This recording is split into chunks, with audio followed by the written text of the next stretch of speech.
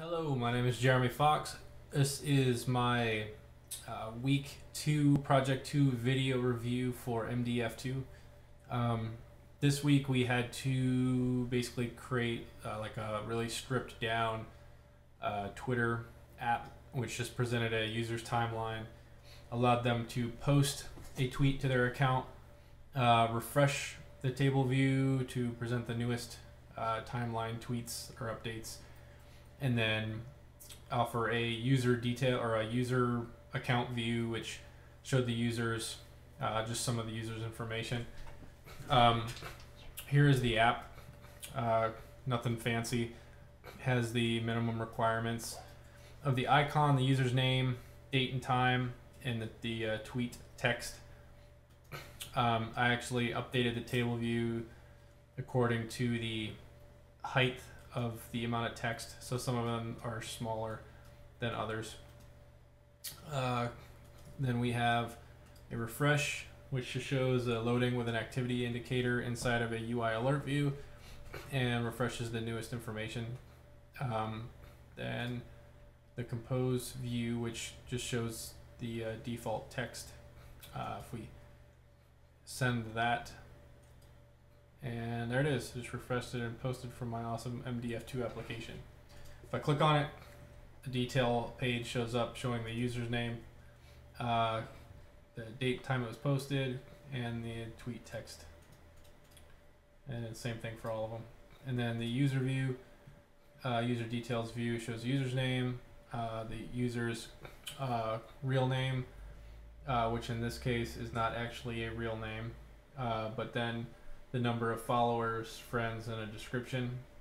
And then we can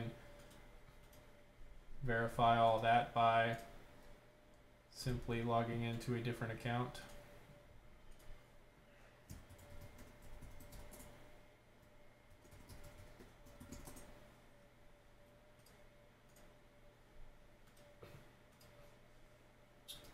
Refresh. There it is. And now this is my other account, which obviously doesn't have anything in it. We can post a new tweet. There it is. Username, time and date. There's the tweet. User details. Username, actual name, number of followers, friends, and this no description on this user account. So there's the app. Quick overview of the code. Okay, so we have a main view controller, which is this guy you're looking at over here on the simulator. Essentially, we just check the Twitter status and then load the user's timeline according to the account username that's logged in there that we grabbed. We do this asynchronously. Then when we want to update the UI, we then grab the main queue, the main thread, and then hide the alert and show the Twitter account, or show the let's see, hide the loading alert and then update the table with our new JSON response. Otherwise, if we catch an error in one of these states, or if they deny permission, we show other information appropriately. Compose tweet just presents this guy. Refresh timeline does exactly what you would think, just refreshes it. Show loading alert does the same thing, shows that loading alert, and then hide it. Obviously it hides it. Show Twitter account error is just a method to show that there was no Twitter account, and that's in one of these guys up here at the show Twitter account error. Table view data source and delegate methods. Self row index path. So for each cell that comes around, we grab the tweet object out of our JSON response and then just parse it for the things we want. So like the tweet text is object for key, k tweet text key, which is just text. And you can see like here's all our other keys that we're using to grab stuff out of. We set up some of the labels. Right here's where we determine the height for row. So we grab the tweet text, and then I have a category I made on NS string, which is called get height for string, and then you pass it the font.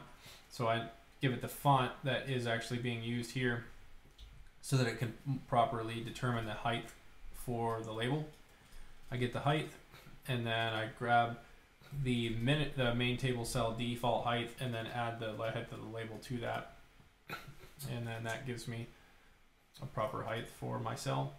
Did select row, I perform segue with identifier, which is to push the tweet details view, and then prepare for segue, checks to see if the segue that's about to happen is my push to details view.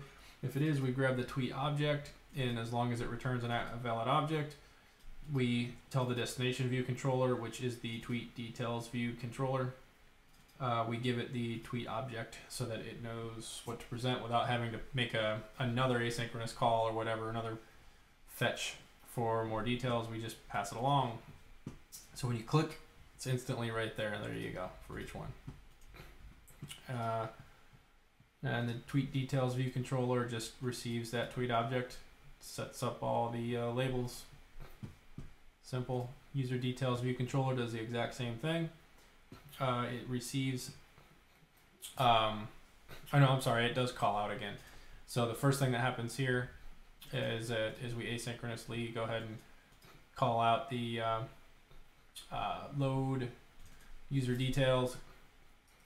And then when we get them, we set the user details. So on all of our labels, we set everything there. So that's what it looks like. Boom, there you go.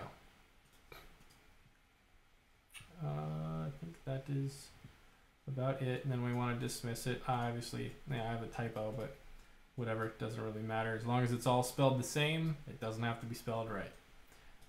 But anyways, there's my dismiss user details view. So when you click close, it dismisses it.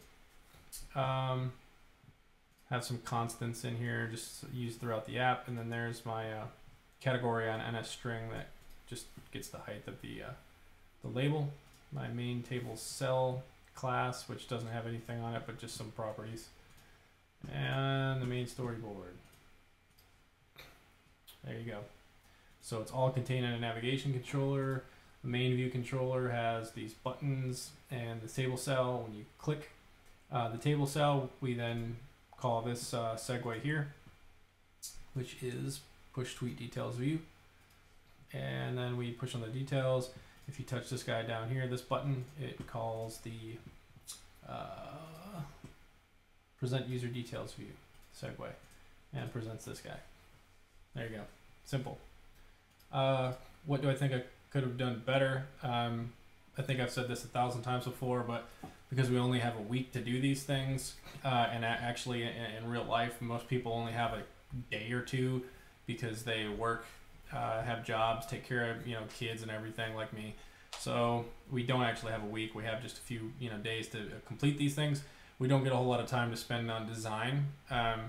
So what could I have done better? I could have designed it a lot better had I had more time to do so, but I didn't, so I just met the minimum requirements. So I think that's about it. Thank you for watching.